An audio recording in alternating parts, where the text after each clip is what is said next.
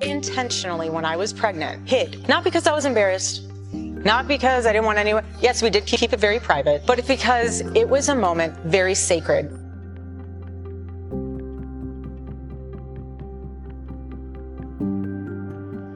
Whose kids are these?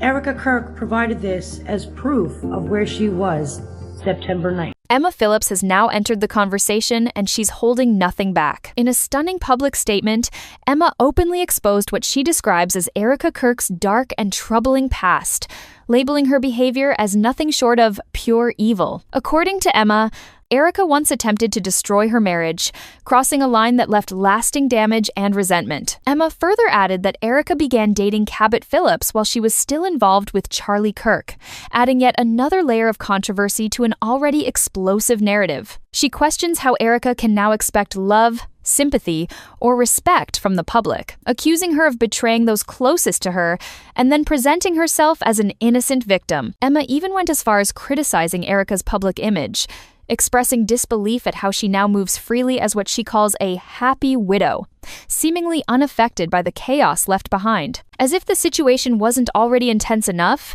Erika is now reportedly suing her ex over the alleged leaking of explicit images. Do you remember how Trump was going to drain the swamp? She's got a butterfly tat on the back of a you-know-where. Wives, do not compare your husband to other women's husbands. I'll ever replace my husband. No. But I do see some similarities of my husband in Judy and Vice President Judy. Yes, I do. Erika Kirk filed a lawsuit. That much is public. What isn't public is how spectacularly it backfired.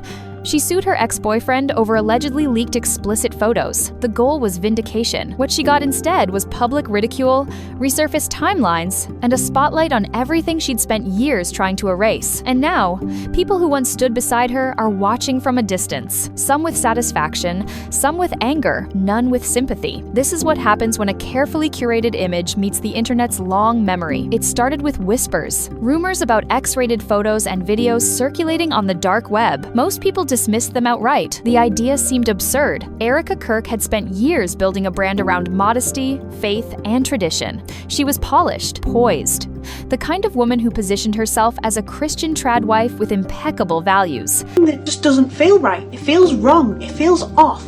And I am trying so hard not to over-speculate, but it's hard when stuff like this is being put out to us. It's just not normal. So when the rumors first surfaced, they were met with disbelief. How could someone with that image have a hidden past like that? It didn't fit, and for a while, that disbelief was enough to keep the story buried. But then something shifted. Old content from Erika's past began to resurface. Not leaked material, public material, photos, videos, clips from earlier in her life that she hadn't scrubbed carefully enough. One video in particular caught attention, a country music video from years ago. Erika appeared in it, and she wasn't modest. She wasn't restrained. She was overtly sexual, comfortable, confident in a provocative image that had nothing to do with the persona she'd built later. Some crappy CIA country music band video. Do you remember how Trump was going to drain the swamp? She's got a butterfly tat on the back of a you-know-where. I let her lie by the wine. The video made people pause. If she could look like that, then what else was possible? Here's where it gets uncomfortable. Erika allegedly tried to have the video removed from the internet. She wanted it gone, but the attempt to wipe it only raised more questions. If the past didn't matter, why scrub it? If the rumors were baseless, why act like there was something to hide? The public perception began to shift. Disbelief turned into curiosity. Curiosity turned into investigation. People started digging, and they didn't have to dig very deep. Before Erika became the polished tradwife figure attached to Charlie Kirk, she lived a completely different life. She was a single woman in New York City. She drank, she socialized, she dated. Openly, publicly. In 2018, she appeared on Season 3 of Bravo's Summer House. The show was filmed in August of that year in New York City and the Hamptons. Resurfaced footage shows her drinking, partying, and living a lifestyle that had nothing to do with modesty or restraint. This wasn't a secret life. It was documented, broadcast, available, and it wasn't just reality TV. Erika had a public dating history. She dated at least 2 men before she ever presented herself as Charlie Kirk's match. One of those men was Tyler Massey. known as JT, a professional baseball player. Erika didn't hide the relationship. She posted about him, praised him publicly, called him her favorite human, her incredible boyfriend. Then, engagement-style photos of Erika and JT resurfaced. After Charlie's death, no marriage records exist. But the photos tell a story. Many people believe the relationship was far more serious than Erika ever admitted. And this is where the timeline starts to matter. Old footage emerged from 2015, a Trump rally. Erika is standing next to a man. Next to them is a young girl. Viewers started noticing similarities between the child and JT Massey. The speculation grew. Was this his daughter? Was Erika involved in a relationship with a man who had a child? The questions didn't stop there. Erika appeared on a CBS town hall.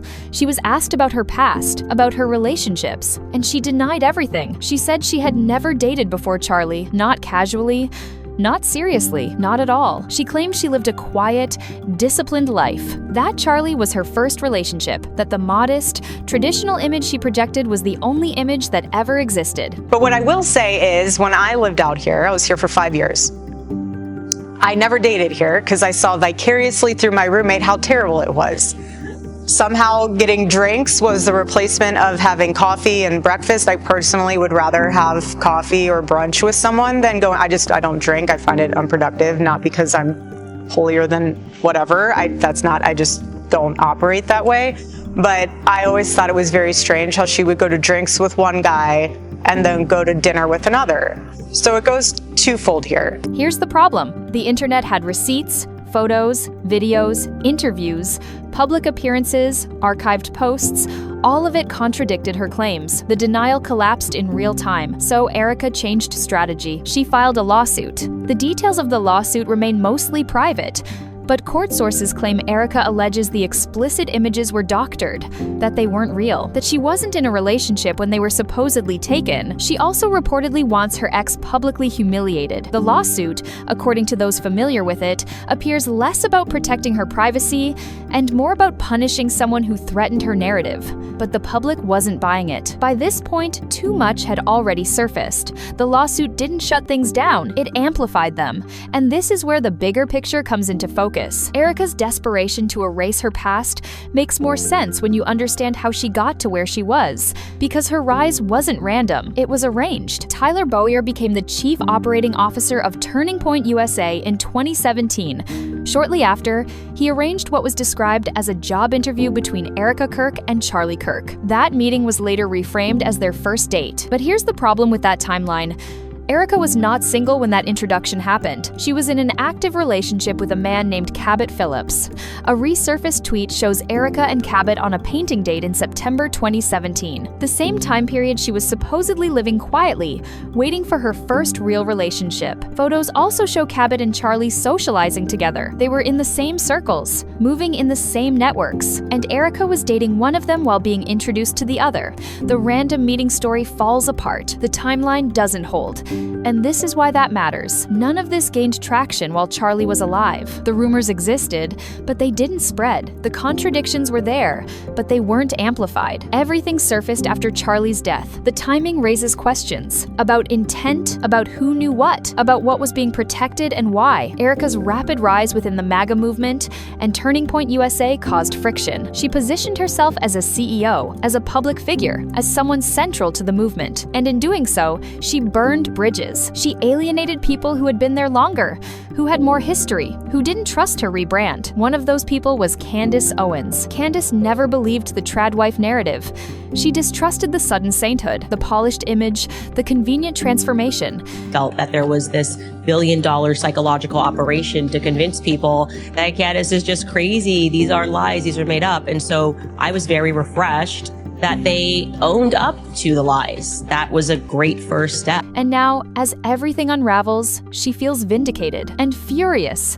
Because while Erika fights to save her reputation, Charlie still hasn't received justice. The questions around his death remain unanswered. The scrutiny that should have been focused there got redirected, diverted, buried under image management and spin. Candace is angry, not satisfied, angry, because the focus is still on the wrong thing. And she's not the only one watching. Usha Vance, wife of J.D. Vance, allegedly mocks Erika behind the scenes. She witnessed Erika hugging J.D. Vance publicly after his vice presidential presidential nomination. That moment, at the time, felt like a victory lap, a celebration. Now it feels like premature confidence. Usha appears amused. The woman who positioned herself as an insider, as someone with access and influence, is now the subject of public humiliation. The irony isn't lost on her. Former allies are stepping back, distancing themselves. The protection Erika once had is gone. The lawsuit may stay quiet. It may spiral publicly. Either way, the damage is done. Erika's image is permanently fractured. The polished, modest, traditional persona she built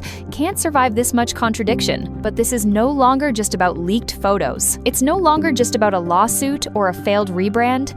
It's about timelines that don't align, relationships that overlap, introductions that were staged, a rise that was manufactured, and a past that refuses to stay buried. The longer this continues, the harder it becomes to control. And the harder it is to control, the more people start asking the questions they should have been asking all along. Questions about Charlie, about what really happened, about who benefited from his death, about what was being protected and why. Those questions don't have answers yet. But they're no longer being ignored. Erika Kirk filed a lawsuit to protect her image.